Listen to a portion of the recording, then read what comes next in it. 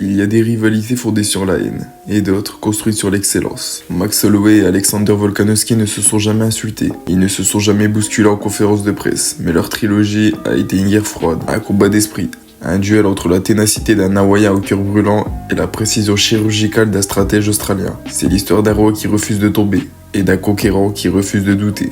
Max Holloway n'est pas un combattant ordinaire, il est une légende née sur l'île d'Oahu.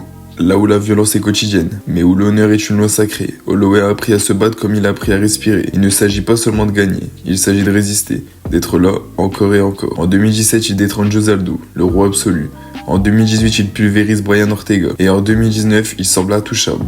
Holloway incarne la nouvelle ère, celle de la pression constante, du volume infini, du mental inébranlable.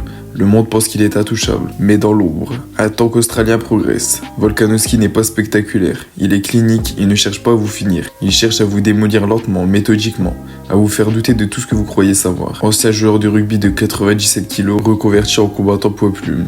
Une force de la nature, mais surtout une intelligence de combat hors du commun. Volkanovski n'a pas besoin de vitesse, ni de chaos.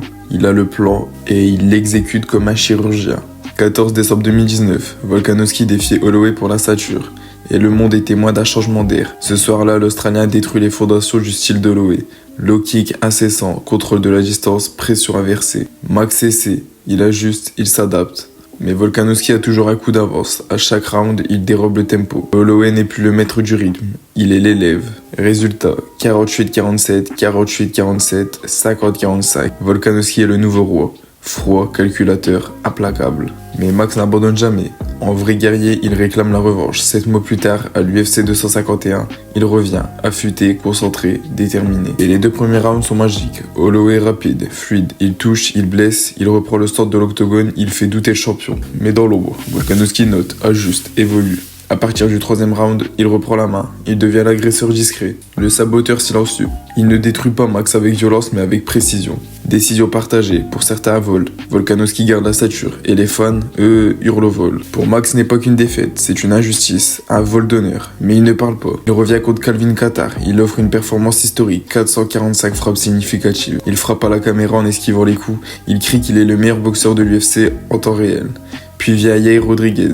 Et encore une fois, Max montre une chose. Il est encore là, blessé, fatigué, mais présent. Toujours debout, toujours à marcher vers l'avant. Chaque histoire est une déclaration silencieuse. Je ne suis pas fini. L'UFC 276, le 2 juillet 2022. La trilogie commence. Max Holloway contre Alexander Volkanovski 3. C'est la conclusion, le jugement final. Et cette nuit-là, Volkanovski atteint un niveau rarement vu en MMA.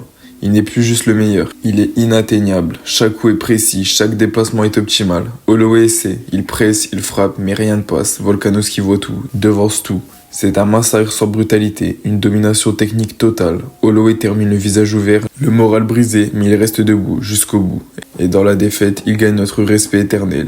Volkanovski, c'est l'excellence stratégique, l'évolution permanente. Il a vaincu Max Holloway 3 fois. Max, c'est l'émotion brute, le courage, le style. Il n'a jamais reculé. Il a toujours répondu et il s'est battu contre un homme qu'il ne pouvait pas battre. 3 fois sans jamais chercher d'excuses. 2 rois, l'un pragmatique, l'autre romantique. Le temps passera, les ceintures changeront de main, mais on se souviendra toujours de cette rivalité. Pas pour le trash talk, pas pour le drame, mais pour ce qu'elle dit de l'humain, de la persévérance, de la maîtrise, de la douleur de perdre encore et encore et de se relever encore et encore.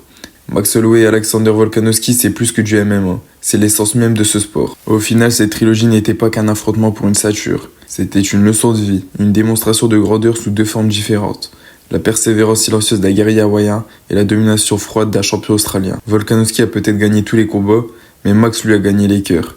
Et vous, de quel côté êtes-vous? Dites-le moi dans les commentaires. Si cette vidéo vous a plu, n'hésitez pas à vous abonner à la chaîne, lâcher un like et un commentaire. Et moi je vous dis, c'était Nadir UFC, à la prochaine.